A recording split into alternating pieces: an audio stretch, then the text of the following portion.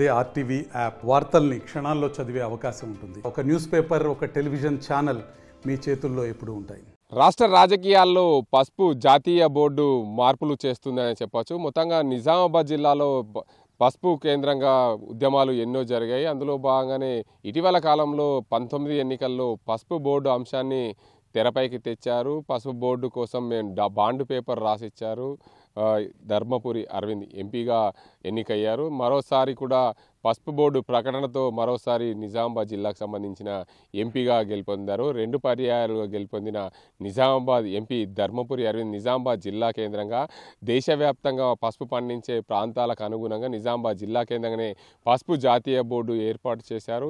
పసుపు జాతీయ బోర్డుకు ఒక రైతును కూడా చైర్మన్గా ఎన్నిక చేశారు. నిన్న వర్చువల్ విధానంలో పసుపు జాతీయ బోర్డుకు సంబంధించి దాన్ని ఇనాగ్రేషన్ చేసిన పరిస్థితి నెలకొంది. రానున్న 3 దశాబ్దాల పాటు పోరాటం చేస్తే అనేక మంది నాయకులు వచ్చిండ్రు, అనేక పార్టీలు వచ్చినాయి. ప్రతి ఎన్నికల్లో కూడా మా పార్టీని గెలిపిస్తే, నన్ను గెలిపిస్తే నేను పసుపు బోర్డు తీసుకొస్తా, నేను పసుపు శుద్ధి కర్మాగారాలు ఏర్పాటు చేస్తా, నేను పసుపు పరిశోధన కేంద్రాలు ఏర్పాటు చేస్తా అని అనేక మంది చెప్పిండ్రు.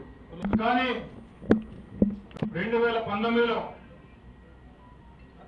పార్లమెంట్ సభ్యుడిగా పోటీ చేసినటువంటి అరవింద్ ధర్మపురి గారు ఈ ప్రాంత రైతులు పసుపు బోర్డు గురించి అనేక సంవత్సరాలుగా పోరాటం చేస్తా ఉన్నారు. వాళ్ళ పోరాటానికి ఫలితాన్ని అందించాలనేటువంటి సంకల్పం, ఆలోచన, ఎట్టి పరిస్థితుల్లో నా ప్రాంత రైతాంగానికి నేను పసుపు బోర్డు సాధించాలా, ఏ విధంగా సాధించాలనేది ఒక ఆలోచన. ఆ ఆలోచన మేరకే ఏ ఒక్క రైతు కూడా అరవింద్ గారిని నువ్వు బాండ్ పేపర్ రాసిమని ఏ ఒక్క రైతు కూడా అడగలే, ఏ ఒక్క రైతు సంఘం కూడా అడగలేదు. ఆయన నాతో చర్చించి అన్నా మన రైతులు రాసిమనుకున్నా సరే మనం బాండ్ పేపర్ రాసిస్తే కేంద్ర ప్రభుత్వం మీద, కేంద్ర నాయకత్వం మీద ఒత్తిడి తీసుకొచ్చి మన కళ సహకారం చేసుకోవచ్చని నాకు చెప్పిండు. పసుపు బోర్డు అనేది మీరు అనుకున్నట్లు ఇక్కడ ఈరోజు నిజామాబాద్ జిల్లాకే ఇది ఒక వరప్రదాయాన్ని. ఇన్ని రోజులు 40 సంవత్సరాలుగా మా తల్లిదండ్రులు కావచ్చు, మా తాత ముత్తాతలు కావచ్చు, ఇప్పుడు చిరకాలంగా కోరుకుంటున్న ఒక పసుపు బోర్డుని ఈరోజు భారత ప్రభుత్వాన్ని ఒప్పించి గౌరవనీయ ప్రధానమంత్రి నరేంద్ర మోడీ గారి ఆశీస్సులతో, ధర్మపురి అరవింద్ గారి ప్రయత్నంతో, దీక్షతో ఈరోజు సాధించడం జరిగింది. ముఖ్యంగా ఇక్కడ రైతాంగానికే కాదు, రైతాంగంతో పాటు రైతాంగ సంతానానికి కూడా వాల్యూ యాడెడ్ ఇండస్ట్రీస్ పెట్టుకోవచ్చు.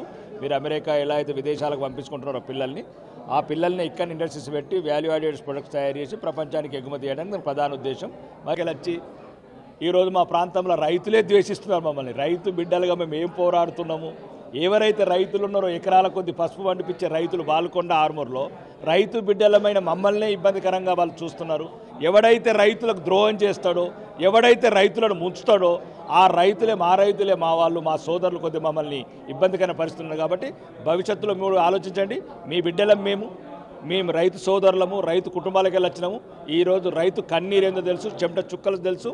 కాబట్టి వేరే ఒక మోసగాల బారిన పడకుండా మమ్మల్ని ఆశీర్వదించాలని రోజుల్లో జిల్లాలో కానీ ఇటు రాష్ట్రంలో కానీ రాజకీయంగా పరిణామాలు మారే అవకాశాలు ఉన్నాయి. ఎందుకంటే గతంతో ఇప్పటికితో పోల్చుకుంటే నిజామాబాద్ జిల్లాలో గతంలో ఎప్పుడూ లేని విధంగా నిజామాబాద్ జిల్లాలో 2 అసెంబ్లీ ఎన్నికలలో 2 అసెంబ్లీ అభ్యర్థులుగా గెలుపొందారు. అటు కామారెడ్డి జిల్లాలో కూడా మరో అభ్యర్థి గెలుపొందారు. తెలంగాణ రాష్ట్రంలో 8 అసెంబ్లీ సీట్లు గెలుచుకున్న బీజేపీ రానున్న రోజుల్లో తెలంగాణ రాష్ట్ర వ్యాప్తంగా ఏదైతే పసుపు పండించే రైతులందరూ కూడా పసుపు బోర్డు రావడంతో కొంతమేరకు అత్యధికంగా నిజామాబాద్ జిల్లాలో పసుపు పండేది. అటు జగిత్యాల, ఇటు ఆదిలాబాద్, అదేవిధంగా ఇతర వరంగల్ జిల్లాలో పసుపు అత్యధికంగా పండించే రైతులు ఉన్నారు. అందులో భాగంగానే పసుపు కేంద్రంగా నిజామాబాద్ జిల్లాలో ఎన్నో ఉద్యమాలు జరిగాయి. ఆ ఉద్యమాల ఫలితమే నిన్న పసుపు బోర్డు ఇనాగ్రేషన్ అనే చెప్పచ్చు. జాతీయ పసుపు బోర్డుకు సంబంధించి ఇనాగ్రేషన్ చేశారు. చైర్మన్ని కూడా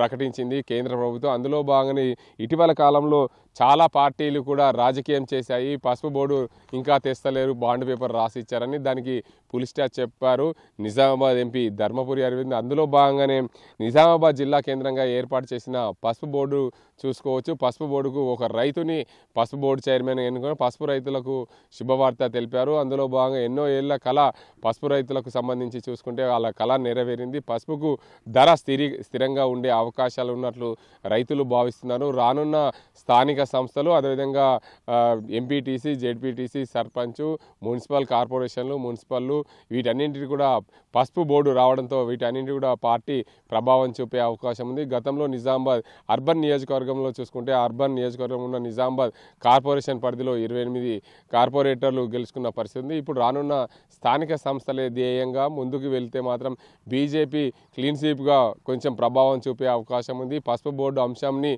వాళ్ళు ప్రజల్లోకి తీసుకెళ్తే మాత్రం నిజామాబాద్ జిల్లాలో పూర్తిగా బీజేపీ వైపు కొంచెం అడుగులు పడే అవకాశంలే. రాష్ట్ర వ్యాప్తంగా కూడా బీజేపీ పార్టీ నేతలు దీన్ని ప్రచారం ఇచ్చిన మాట నిలబెట్టుకున్నామని ప్రచారం చేసుకుంటే రానున్న రోజుల్లో కూడా బీజేపీకి మంచి రోజులు వచ్చే అవకాశమే. పసుపు బోర్డు కేంద్రంగా జరిగే రాజకీయాలకు నిజామాబాద్ జిల్లా కేంద్రమే కానుంది. అందులో భాగంగానే నిజామాబాద్ జిల్లాలో ఉన్న పసుపు రైతులు కూడా ఎంతో సంతోషం వ్యక్తం చేస్తున్న పరిస్థితి. ఇటువైపు గతంలో నిజామాబాద్ ఎంపీ ధర్మపురి అరవింద్కు యాంటీగా ఉన్న వర్గమంతా కూడా పసుపు బోర్డు రావడంతో కొంచెం పసుపు రైతులందరూ కూడా ఇటు బీజేపీ వైపు మొగ్గు చూపే అవకాశాలు ఉన్నాయి. పసుపు బోర్డు కేంద్రంగానే రాజకీయాలు నడిచాయి.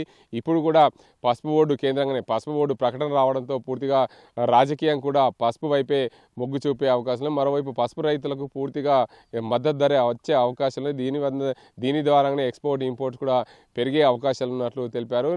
నిజామాబాద్ జిల్లాలో ఆర్మూర్ ఎమ్మెల్యే పైడి రాకేష్ రెడ్డి మాట్లాడుతూ రానున్న గతంలో మమ్మల్ని గ్రామాల్లోకి రానివ్వలేదు పసుపు బోర్డు ఏమైందని, ఇప్పుడు పసుపు బోర్డు తేవడంతో పూర్తి స్థాయిలో మేము పసుపు రైతులకు అండగా ఉంటామనే ఉద్దేశం మీద స్థానిక సంస్థల్లో గ్రామీణ స్థాయిలో తీసుకెళ్లే అవకాశాలు ఉన్నాయి. మరోవైపు పసుపు బోర్డు చైర్మన్గా ఎన్నికైన పల్లె గంగారెడ్డి కూడా మాట్లాడుతూ మేము పసుపు రైతులకు అండగా ఉంటామని చెప్పి రానున్న రోజుల్లో ముందుకెళ్లే అవకాశాలు. ఏదేమైనప్పటికీ నిజామాబాద్ జిల్లాలో పసుపు జాతీయ బోర్డు కేంద్రంగా రానున్న రోజుల్లో రాజకీయ సమీకరణలు మారే అవకాశాలు ఉన్నట్లు తెలుస్తుంది. ఇది ఇక్కడ పరిస్థితి. కెమెరా సాజింతో గంగారెడ్డి, RTV నిజామాబాద్. మరిన్ని వీడియోస్ కోసం ఛానల్ ని సబ్స్క్రైబ్ చేయండి. లేటెస్ట్ అప్డేట్స్ కోసం వాట్సాప్ ఛానల్ ని ఫాలో చేయండి. అండ్ లింక్ డిస్క్రిప్షన్ లో ఉంది.